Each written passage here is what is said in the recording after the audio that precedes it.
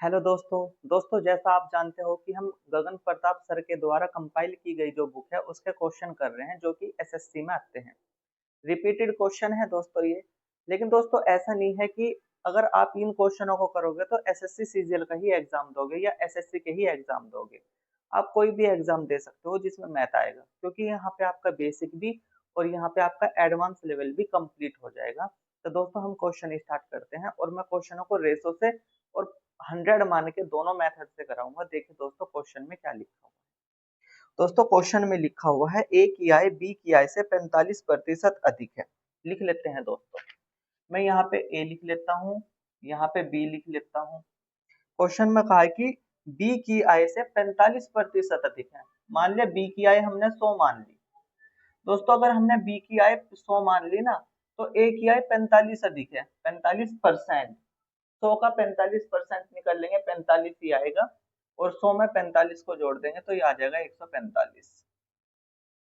फिर नेक्स्ट कहा गया है और सी की आय ए की आय और बी की आय के योगफल से 60% कम है। देखिए ए और बी की जो आय है वो सी की आय होगी, लेकिन सी की आय इसकी आय का कितना परसेंट कम है? 60%। मतलब कि 40% ही बचेगा। तो दोस्तों हम ए प्लस बी की आय कितनी है? 100 और 145, 245। तो हम सिर्फ 245 का 40% ही निकल लेंगे। तो ये कितना आएगा दोस्तों? इस जीरो से ये जीरो कैंसिल, इसको 5 से काट दिया 2 बार, इसको 2 से काट दिया 2 बार। जब इसको 5 से काटेंगे तो ये आएगा कितना? 49 इसकी मल्टीप्लाई 2 में कर देंगे तो 98 आ जाएगा। तो दोस्तों जो सी है उसकी आय कितनी आ गई है? 98। ठीक इसी प्रकार नेक्स्ट डी की भी बात कही गई है। कहा गया है डी की आय सी की आय से 20% अधिक है। सी की आय से 20% अधिक है। दोस्तों सी की आय कितनी है? 98। और 98 से 20% अधिक है, मतलब कि 120 होगी। परसेंटेज के लिए बटे में 100। इस जीरो से ये जीरो खत्म हो गई। और इससे दोस्तों जब हम इनको करेंगे तो ये आएगा 117.6। तो डी की जो आय है वो आ गई 117.6। दोस्तों ये तो बेसिक सी बातें थी जो मैंने यहाँ पे लिखी थी, जिससे कि आपको पता चले कि कैसे निकालते हैं ये। अब देखिए दोस्तों, ए की आय 145, बी की आय 100, सी की आय 98 और डी की आय आ गई है 117.6। दोस्तों नेक्स्ट लाइन में जो कहा गया है वो कहा गया है यदि बी और डी की आय के बीच का अंतर, बी और डी की जो आय का जो अंतर है कितना दिख रहा है दोस्तों? 17.6। इस 17.6 का ही अंतर कितना दे रखा है क्वेश्चन में? 13,000 दोस्तों। तो दोस्तों इसमें पूछा गया है सी की आय, तो सी की आय बतानी। ये जो सी है ना इसकी आय बतानी है। दोस्तों जो सी है इसमें छुपा है कितना? 2। और कितना छुपा हुआ है इसमें? दोस्तों हम 49 मतलब कि 7 भी छुपा हुआ है इसमें। तो 7 का मल्टीपल भी चेक कर सकते हैं हम। लेकिन दोस्तों मैं करके दिखाता हूँ इसको। हमें 98 की वैल्यू निकालनी है। सबसे पहले यहाँ से 1 की वैल्यू निकालते हैं। ये आ जाता है 13,000 दोस्तों, बटे में कितना? ये 17.6। हमें निकालनी है 98 की वैल्यू मतलब कि सी की। तो इधर भी 98 की गुना करो, तो इधर भी 98 की गुना करनी पड़ेगी। 13,000 दोस्तों बटे में 17.6 और गुना 98। दोस्तों क्या करोगे? ये जो पॉइंट है ये पॉइंट खत्म करा, यहाँ पे एक जीरो लगा देते हैं।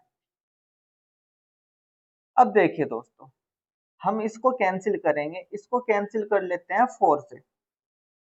लेकिन ये 4 से कैंसिल नहीं होगा, तो ये 4 से कैंसिल होएगा। देखिए ये 4 से कैंसिल होगा 44। ये 4 से कैंसिल होगा 3 3 और 3 जीरो। फिर मैं इसको 11 से कैंसिल कर देता हूँ, ये 4 आ जाता है और ये आ जाता है 3,000। दोस्तों मैं इसको फिर 4 से कैंसिल कर देता हूँ तो ये आ जाता है 7 5 0। अब ये आ जाता है 750 और गुना में ये वाला 98। दोस्तों एक काम करो, हम गुना करेंगे जब इनकी, तो हम क्या कर लेते हैं, इस 750 की गुना कर देते हैं 100 में।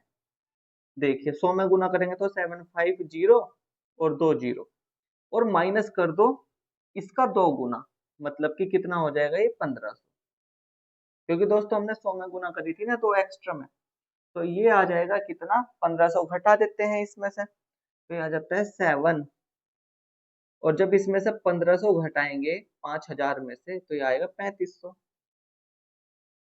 तो 73,500 क्या हो जाएगा, इसका आंसर हो जाएगा ऑप्शन नंबर बी।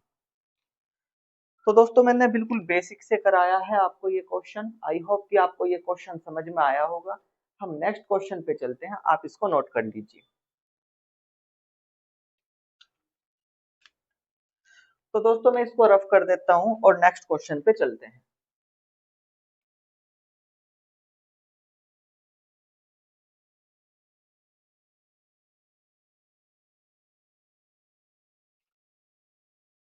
तो देखिए दोस्तों नेक्स्ट क्वेश्चन में क्या लिखा हुआ है। नेक्स्ट क्वेश्चन में लिखा हुआ है, राधा अपनी आय का 25% बचतती है। कोई लड़की राधा है, राधा क्या कर रही है, मैं यहाँ पे इसकी आय लिख देता हूँ, यहाँ पे मैं इसका खर्चा लिख देता हूँ, खर्चा मतलब कि व्यय, और यहाँ पे मैं लिख देता हूँ इसकी बचत। देखिए दोस्तों क्वेश्चन में कहा है राधा अपनी आय का 25% बचतती है। मान लिया उसकी जो आय है वो 100 है, 25% बचा रही है, मतलब कि 25 बचा रही है, तो 75 वो खर्च करेगी। 100 में से 25 खर्च बचतती है तो 75 खर्च करेगी। नेक्स्ट, उसके व्यय में 20% की वृद्धि हो गई। दोस्तों इसमें क्या हुआ, 20% की वृद्धि हो गई, मैंने प्लस का साइन लगा दिया। फिर और उसकी आय में भी 29% की वृद्धि हो गई, ये 29% हो गया। दोस्तों 100 का 29% निकल लेंगे तो 29 आएगा, और 29 को 100 में जोड़ दो तो 129। 75 का 20% देखो दोस्तों, 75 का 20% निकाल लेते हैं, इससे ये काट दिया 25 से, इससे ये काट दिया 5 बार, 5 से इकट्ठा कितना आ गया, 15 आ गया। ठीक, तो दोस्तों ये 15 हमें इसमें जोड़ना है, तो ये कितना हो जाएगा, 90। इसके बारे में पूछा है दोस्तों। देखिए अगर राधा की आय 129 रुपए है, 90 वो खर्च कर रही है, तो बचाएगी कितना, इसमें से इसको माइनस कर दो, मतलब कि 39 बचाएगी। पहले वो बचा रही थी 25, अब बचा रही है 39, कितने की वृद्धि हुई, तो दोस्तों यहां से यहां तक आने में जो वृद्धि हुई है वो हुई है 14 की, और कितने से हुई है, 25 से। परसेंटेज के लिए गुना में 100, 25 से इसको काट दिया 4 बार, और 14 की गुना कर दो, तो ये आ जाएगा 4 में, तो ये आ जाएगा 56%, और यही दोस्तों क्या हो जाएगा, आंसर हो जाएगा। ठीक दोस्तों, तो दोस्तों आप इस क्वेश्चन को नोट करिए, फिर हम चलते हैं नेक्स्ट क्वेश्चन पे।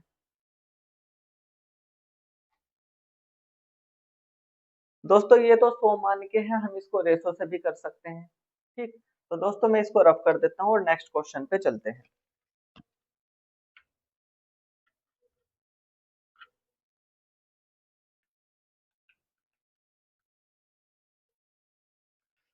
तो दोस्तों देखिए नेक्स्ट क्वेश्चन में क्या लिखा हुआ है। नेक्स्ट क्वेश्चन में लिखा हुआ है, ए बी और सी किसी निश्चित राशि को आपस में वितरित करते हैं, उनके पास की राशियों का औसत 4520 है। ए का हिस्सा बी के हिस्से से 10 सही 2/3% अधिक है, और सी के हिस्से से 33 सही 1/3% कम है।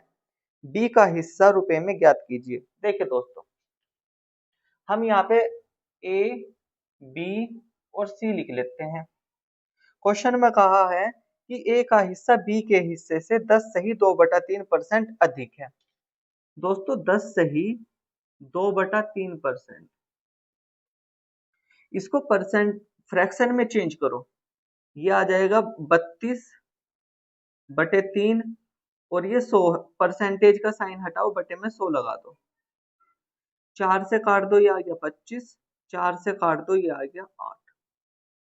दोस्तों 8/32 3 की गुना 25 में कर दो, 75 आ गया। इसका मतलब ये हो गया कि अगर बी की आय 75 है तो ए की जो आय होगी वो 3 ज्यादा होगी। 75 से 3 ज्यादा होगी तो कितनी होगी? 83। तो आई होप कि ये दोस्तों आपको समझ में आया होगा कैसे हो गया। मैंने यहाँ पे आपको समझा दिया। नेक्स्ट लाइन में कहा गया है और सी के हिस्से से 33 सही 1/3% कम है। दोस्तों सी के हिस्से से कहा इन्होंने, तो इसका मतलब ये हो गया 33 से ही 1/3% का जो मतलब होता है वो 1/3 होता है। मतलब कि अगर ए की आय 3 है तो जो सी की आय होगी वो 1 कम होगी, मतलब कि कितनी होगी? 2 होगी। ऐसा क्वेश्चन में कहा गया है। ठीक दोस्तों, क्योंकि इसमें कहा गया है ना कि और सी के हिस्से से। अब दोस्तों बी का हिस्सा कहा है इसने, मतलब कि इस 75 की वैल्यू हमें निकालनी है। तो दोस्तों 75 का मल्टीपल आप इसको ऐसे चेक कर सकते हो कि 75 में छुपा हुआ है 3, 15, 5। तो दोस्तों इसमें बी और डी जो ऑप्शन है वो तो हट गया, क्योंकि ना तो इसमें 5 से पूरा पूरा डिवाइड हो रहा है और ना ही, और 3 से होगा तो दोस्तों उससे मतलब नहीं, लेकिन 5 से तो डिवाइड होना चाहिए था। तो अब आ गया ए या फिर सी। ठीक दोस्तों, लेकिन दोस्तों ए जो है ए वो 3 से डिवाइड नहीं हो रहा है, और सी जो ऑप्शन है वो 3 से भी डिवाइड हो रहा है और 15 से भी डिवाइड हो रहा है। तो इसका मतलब इसका आंसर क्या हो गया? 30 हो गया। लेकिन होगा कैसे? देखिए दोस्तों, यहाँ पे 83 है, यहाँ पे 3 है। बैलेंस करने के लिए मैं यहाँ पे 83 से गुना कर लूं, इसमें गुना कर लूं 3 की, ये आपस में बैलेंस। इसमें 83 की गुना हुई तो इसमें भी 83 की गुना करनी पड़ेगी, इसमें 3 की गुना हुई तो यहाँ पे भी 3 की गुना करनी पड़ेगी। और दोस्तों हमें इसका ही वैल्यू निकालनी है, और ये कितना आ जाता है? 15 5 का हासिल को 225। और दोस्तों जैसा मैंने बताया था कि आपको डायरेक्ट आंसर कौन सा लगा देना है? सी, जो कि 3600 है। क्योंकि दोस्तों इसको आगे करने से कोई फायदा नहीं है, क्योंकि इतना टाइम नहीं मिलता है। तो दोस्तों कुछ ना कुछ तो लॉजिक लगाना होता है, ट्रिक लगानी होती है। तो हमने क्या किया, 75 को देख लिया, 75 में 15 भी छुपा है और 3 भी छुपा हुआ है। ऐसा ऑप्शन देखे जिस जो 15 से भी कट जाए और 3 से भी कट जाए। तो दोस्तों ऑप्शन नंबर सी इसमें बिल्कुल करेक्ट है, जो दोनों संख्याओं से कट रहा है। तो दोस्तों आप इसको नोट करिए, हम चलते हैं नेक्स्ट क्वेश्चन पे। मैं इसको रफ कर देता हूँ दोस्तों।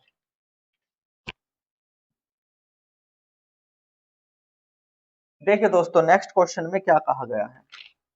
नेक्स्ट क्वेश्चन में कहा गया है ए की आय बी की आय से 30% कम है। ठीक है दोस्तों, कर लेते हैं। ये ए है, ये बी है और ये सी है। बी की आय से 30% कम है। 30% का मतलब क्या होता है दोस्तों? 3/10। मतलब कि अगर बी की आय 10 है तो ए की आय 3 कम होगी, कितनी होगी? 7। नेक्स्ट, और बी की आय सी की आय से 137.5% अधिक है। सबसे पहले तो देखते हैं 137.5%। दोस्तों आपको इसकी जो फ्रैक्शन वैल्यू है वो नहीं पता, क्योंकि मैंने बताई भी नहीं है, लिखवाई भी नहीं है। तो इसमें हम ट्रिक लगाएंगे।